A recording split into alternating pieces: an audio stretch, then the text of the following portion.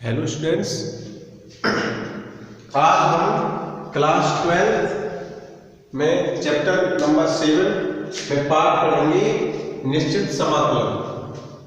तो निश्चित समाकलन में डेफिनेट इंटीग्रेशन कहते हैं। तो इसमें एक निश्चित समाकलन करके देखेंगे एग्जांपल कि a से 1 से लेके 4। तो डेफिनेट अब तक जो हमने किए थे वो अनिश्चित समाकलन थे। अनिश्चित का मतलब उसमें लिमिट वैल्यू नहीं दी हुई है। इसमें लिमिट वैल्यू दी हुई है 1 और 4। तो अगर ये लिमिट वैल्यू ना दे तो अनिश्चित समाकलन कहलाता है। अगर ये लिमिट वैल्यू देता है तो हमारा निश्चित समाकलन कहलाता है। तो हम निश्चित समाकलन कैसे हल करते हैं उसको समझना है। तो हमने अनिश्चित समाकलन किया है, तो इसको लिमिट को थोड़ी देर के लिए भूलकर हम पहले अनिश्चित समाकलन करेंगे और उसके बाद लिमिट कैसे रखते हैं वो बाद में समझना। ठीक है, तो पहले d/√x लिया और इसको सॉल्व करने का तरीका क्या है कि इसको पहले x की पावर में कन्वर्ट करेंगे और x की पावर का हमने एक फॉर्मूला पढ़ा है। वो क्या होता है कि ये इस पावर में 1 जोड़ देते हैं और इसको सेम नीचे लिख देते हैं और इसको सॉल्व किया तो -1/2 + 1/2 1/2 होगा, इसे घात 1/2 अपॉन ये संख्या सॉल्व होगी 1/2 हो जाएगी। इसको सॉल्व करेंगे, सिंपलीफाई करेंगे तो ये 2 उठ के ऊपर चला जाएगा। तो इस तरह का होगा। तो कहने का मतलब यहां तक जो कुछ हुआ वो अनिश्चित समाकलन से सॉल्व करते हैं इसीलिए। अब रही बात कि इसमें जो लिमिट वैल्यू है इनको रखनी है। तो कहने का मतलब है कि पहले ऊपर वाली वैल्यू रखी जाएगी, ये वैल्यू रखी जाएगी इस तरह। तो क्या है 2 तो आगे निकाल देंगे, इसमें x के मान रखी जाएगी, 2 आगे ले दिया हमने और 4 इसमें रखा जाएगा इस x से। तो x की घात 1/2 हुआ और ये बीच में अपनी ओर से माइनस आता है। मतलब पहले ये लिमिट रखी जाएगी उसके बाद ये लिखी जाएगी। तो इन दोनों के बीच में माइनस आता है। तो पहले ये लिमिट रखी हमने, उसके बाद माइनस लगाया और फिर ये लिमिट रखी जाएगी और इसको सिंपलीफाई करना है। तो ये 2 हुआ और इसका भी 2 आएगा और माइनस की जगह 1 का 1। इसको सॉल्व किया 2 × 2। तो ये जो मान आया वो क्या है इसका मान, अगर हमें लिमिट दे रखी है तब। ठीक है ना। तो जनरल फॉर्म क्या बने कि अगर हमारा कोई फंक्शन f(x) है और उसका निश्चित समाकलन अनिश्चित समाकलन किया और इस समाकलन मान लेते हैं ये f(x + c) आया। अगर इसमें लिमिट दे दी जाए a से b तो ये c हटा देंगे तो इसमें मान रखा जाएगा ऐसे a से b। तो कैसे लिखा जाएगा, पहले b मान आएगा इधर f(b), फिर माइनस आएगा और फिर नीचे वाला मान रखा जाता है f(a). तो कहने मतलब ऊपर वाला मान पहले रखा जाएगा, बीच में माइनस आएगा, फिर a मान आएगा। इस तरह से इसको हल करते हैं और भी एग्जांपल लेके समझते हैं धीरे धीरे इसको।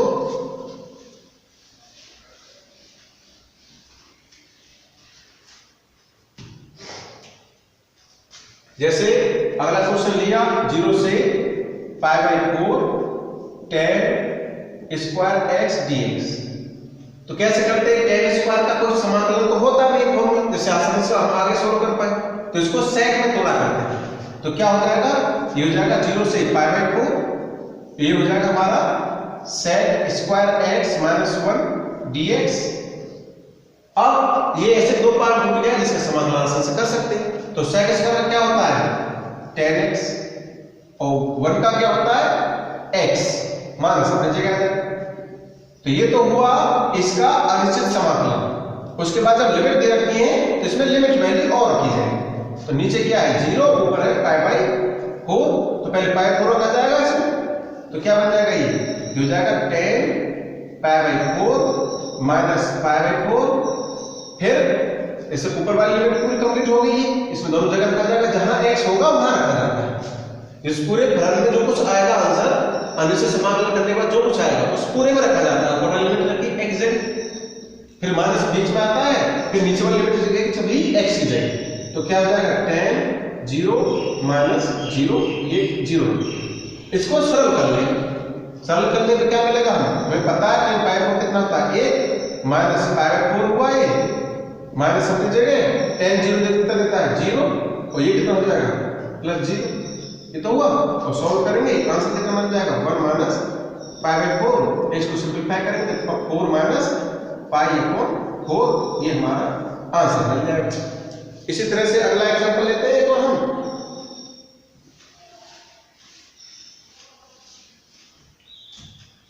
समाकलन 2 की पावर x और इसकी लिमिट लेते हैं -1 से 1 dx।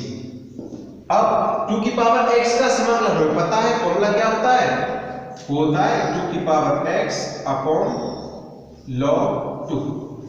और इसमें जो भी लिमिट है उनको हम रख देंगे, ठीक है। तो लिमिट क्या बनेगी, एक लिमिट नीचे वाली -1 है, ऊपर वाली 1 है, इसमें रखा तो 1 रखने पे क्या बनेगा, ये 2 की पावर 1 अपॉन log 2 आएगा। ये रख दिया पहले पूरा, जब भी x का मान रख दिया, फिर बीच में माइनस लगाएंगे, अब ये रखेंगे तो 2 की पावर -1 अपॉन log 2, ये मान रख दिया गया। इसको सॉल्व कर लेंगे, हर में क्या है log 2, ये क्या हो जाएगा 2 माइनस ये क्या हो जाएगा 1 अपॉन 2। इसको सॉल्व करेंगे, एलसीएम लेंगे, 2 2 जब 4 और में से बन गया तो 3 अपॉन ये 2 नीचे आ जाएगा 2 log 2, ये इसका आंसर है। आगे समझना है कि अब आगे समझेंगे प्रतिस्थापन विधि से निश्चित समाकलन। एक मेथड होता है प्रतिस्थापन विधि, तो उससे समझना है कि अगर हमें जैसे हम अनिश्चित समाकलन में 3 विधि पढ़ी थी, उसमें एक विधि थी प्रतिस्थापन विधि, इसको टी मान के करते थे। तो निश्चित समाकलन में कैसे करते हैं, प्रतिस्थापन विधि कैसे अप्लाई करते हैं, तो मैंने तुम्हें बताया था अनिश्चित समाकलन में कि जब भी tan इनवर्स x और इनवर्स पार्ट आता है, वो अगर उसको t मान लें तो जल्दी आसानी से वो सॉल्व हो जाता है। तो इसमें tan इनवर्स x आया, इसको मैंने t माना, जैसे मानते हैं अब प्रतिस्थापन विधि अनिश्चित समाकलन में, तो tan इनवर्स x बराबर t माना, और फिर ये tan इनवर्स 10 चला जाएगा तो tan t हो जाएगा, और इसका अवकलन dx और tan का sec स्क्वायर t dt। अब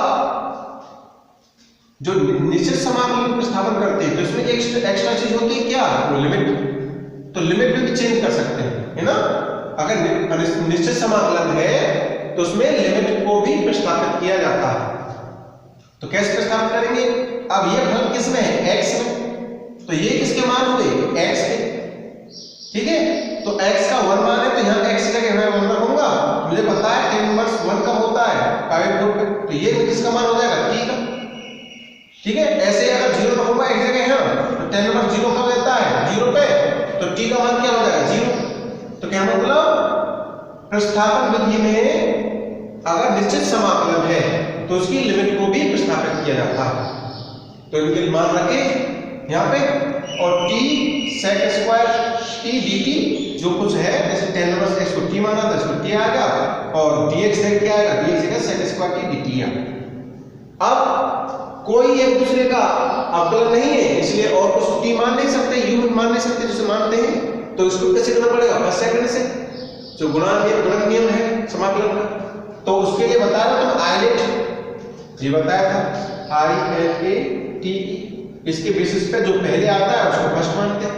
तो इसमें t ये है और a ये है, a पहले आता है, इसको फर्स्ट माना, इसको सेकंड माना।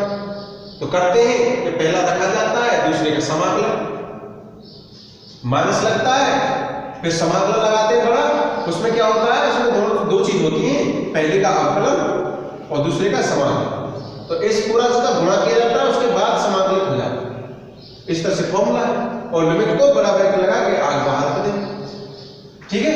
उसके बाद इसको हल करेंगे, t का अपनी जगह t आया, sec स्क्वायर tan t होता है, माइनस अपनी जगह t का अवकलन करेंगे तो 1 होगा, 1 मल्टीप्लाई sec का होगा tan t dt, ठीक है। उसके बाद ये पार्ट पूरा सॉल्व हो चुका है, ये बचा tan का क्या होता है, माइनस अपनी जगह, इसका होता है log sec x, और लिमिट अपनी जगह आ जाए। उसके बाद हम लिमिट को रखना स्टार्ट करेंगे, बस सॉल्व तो हो गया ना। अब पहली लिमिट रखी जाएगी तो पाई 4 अपनी जगह पाई 4 हो जाएगा, t की जगह यहाँ पाई 4 माइनस log sec x में x जगह पाई, उसके बाद माइनस लगाते हैं, फिर 0 रखना स्टार्ट करेंगे। तो ये 0 रखेंगे, पहले यहाँ 0 रखेंगे तो पूरा 0 कर देगा इसको, तो माइनस आएगा 0। अब जो बीच वाला माइनस होता है उससे प्लस का हो जाएगा, और इसमें 0 रखेंगे, ये लिख देंगे।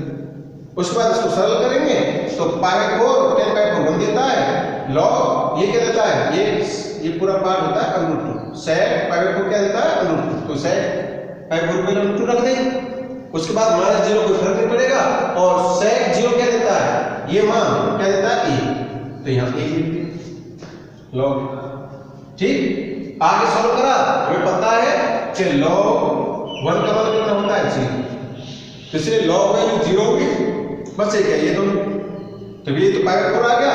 अब इसको समझना है कि ये क्या होता है, log 2 की पावर 1/2 है, तो log की प्रॉपर्टी होती है कि आगे पावर आगे आ जाती है, तो 1/2 आगे आ जाएगा, और ये क्या जाएगा log 2, ये इतना वैल्यू है, तो इसकी जगह मैंने ये रख दिया, माइनस में है पावर 4, ये इसका आंसर हो जाएगा।